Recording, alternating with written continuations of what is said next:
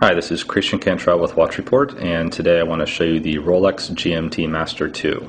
This is definitely one of my favorite watches. It's a really beautiful watch. You have a nice thick sapphire crystal. You can see how thick it is there. You have the Cyclops over the date there to magnify the date, make it easier to see.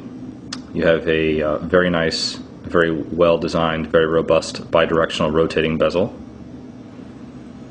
You have a very nice, very well constructed, solid stainless steel case, and a very nice brushed stainless steel bracelet, a double locking clasp with the signature Rolex crown, and a screw-down crown here, again with the signature Rolex crown on it. It's a very beautiful watch. The hour markers and the hands are all painted with luminescent paint, which is actually pretty decent, pretty bright. Let me turn out the lamp here and show you. So you can see that pretty well. Even the 24-hour hand there. So this is a GMT watch. This is it's a watch that allows you to track multiple time zones. You can see it has 4 hands. You have the standard hour hand, minute hand, and the second hand there, and then you have this red hand, which is the 24-hour hand. And the idea is that the hour hand and the 24-hour hand generally show the same time. And what you can do is, as you travel, either east or west and in and out of time zones, is that you can change the primary hour hand very easily on this watch. And then it also, the movement also changes the date at the same time that you change the hour hand. So it's very convenient for traveling. So I'll give you a quick demonstration of how it works and how you set it. It sets very differently than other watches, and you use it differently. And I've even seen people who have this watch and who love it, who swear by it, who actually don't know how to use it. So I'm going to show you guys how to use it. First thing to do is unscrew the crown here. And if you ever are wondering why Rolexes are so expensive, just spend some time handling one. Unscrew the crown, set it, wear it for a couple days, feel the stainless steel, and it's all so well built, it's so solid that you understand very quickly why they cost so much and how much craftsmanship goes into a timepiece like this. So I'm going to unscrew the crown here, and it's going to pop out to the first position here in just a second.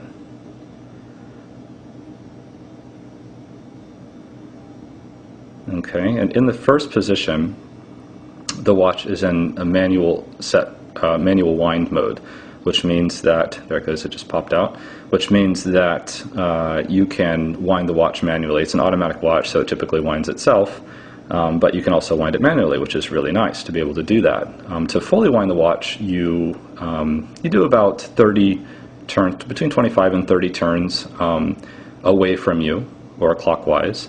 The watch is already wound, so I'm not going to do it now, but it's very nice to be able to, when you first pick the watch up, if it's not wound, to fully wind it manually, and then as long as you wear it, it has about a 35 to 40 hour power reserve, so it'll always stay running as long as you're wearing it and providing it with a little bit of motion. So the next thing you want to do to set a watch like this, I'm going to set it to, it's about 10 o'clock right now, so I'm going to set it to 10 o'clock. And the first thing you want to do is you want to wait for the second hand to come all the way around to the 12 o'clock position, and then you're going to pull the crown all the way out to its last position. So I'm going to wait, and here we go. Pull the crown all the way out and stop the second hand right at the 12 o'clock position. And when you pull the crown all the way out to the third position there, that allows you to set the 24-hour hand and the minute hand. So since I'm going to set it to 10 o'clock, let's go ahead and move this around.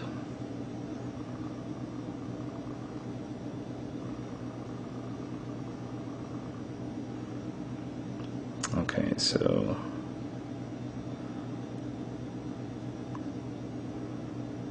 ten o'clock is going to be 22. So you have the 24-hour hand pointing to 22, and you have the minute hand up. And so you don't worry about the smaller hour hand, and don't worry about the date at this point, because today's actually the 1st. Okay, so once you have that set, you notice that the second hand is stopped, so you can get the time exactly like you want it. You have the 24-hour hand set, and you have the minute hand set. So then You can consider the watch for the most part set at this point. At least the hard part of setting the watch is done. And you can just pop the movement all the way back in, second hand starts moving, and you're done with part one. The next thing you have to do is you have to set the standard hour hand, and you have to set the date. So to do that, you pull it out to the second position. You pull the crown out to the second position. And what's nice about that is that the second hand actually continues to move. So you can set your watch ahead or back as you move east or west through time zones, and you're not actually throwing the time off. You're not losing or gaining any time. So what I'm going to do is go ahead and start moving this hour hand, and you can see that just the hour hand is moving and the date just moved. Okay, so just move to the 1st, and if I move it back, it'll go back to the 31st, but today's the 1st. So I'm going to go ahead and advance it, moves to the 1st, and now I have to go all the way around once because right now I'm in AM, so I want to go all the way around. So now I'm in PM. Go all the way around once again to 10 o'clock. So the watch is now correctly set. It's in PM. The standard hour hand is set to 10, and the 24-hour hand is set to 22, which is 10 PM, and the date is now set to the 1st. So the watch is now correctly set. So all I have to do now is screw the crown back in. You always want to make sure your crown is screwed in when the watch is not being set, which makes it dust and watertight. And screw it down a little bit, and the watch is set. So again, this is a really great watch, very beautiful watch, very, very well constructed, very aesthetic in my opinion. And check out the full review on watchreport.com. Thanks for watching.